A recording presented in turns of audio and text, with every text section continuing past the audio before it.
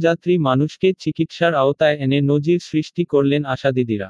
একই সঙ্গে চ্যালেঞ্জ জানালেন কুসংস্কারকে। স্যাটারডে স্পেশাল রিপোর্টে দেখুন সেই ঘটনা স্কাই নিউজ বাংলা চ্যানেলে। আজ বিকেল ৩টে নাগাদ পূর্বস্থলী ২ নম্বর ব্লকের পূর্বস্থলী হাসপাতালের কাছে দরিদ্র পরিবারের একজনকে চন্দ্রবোরা সাপে কামড়ায়, যাকে রাসেল ভাইপার বলা হয়। পূর্বস্থলী হাসপাতাল থেকে কালনা হাসপাতালে রেফার করা হলে গ্রাম্য কুসংস্কার এর কারণে ওঝাবাড়িতে ঝাড়ফুঁক করাতে নিয়ে যাওয়া হয় এবং সঠিক চিকিৎসা না করিয়েই প্রায় ২ ঘণ্টা ফেলে রাখা হয়।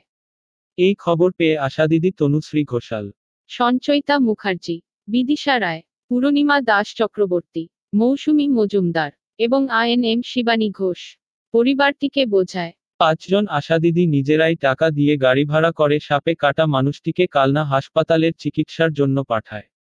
এবং চিকিৎসা ও যাতায়াতের জন্য আরও কিছু টাকা গরিব পরিবারটির হাতে তুলে দেয়।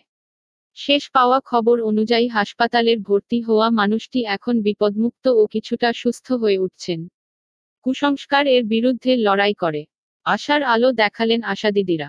একই সঙ্গে মৃত্যুপথযাত্রীকে মৃত্যুর মুখ থেকে ফেরালেন। চিরঞ্জীব চ্যাটার্জি, খবর Kolkata, sky news India. Saturday special report.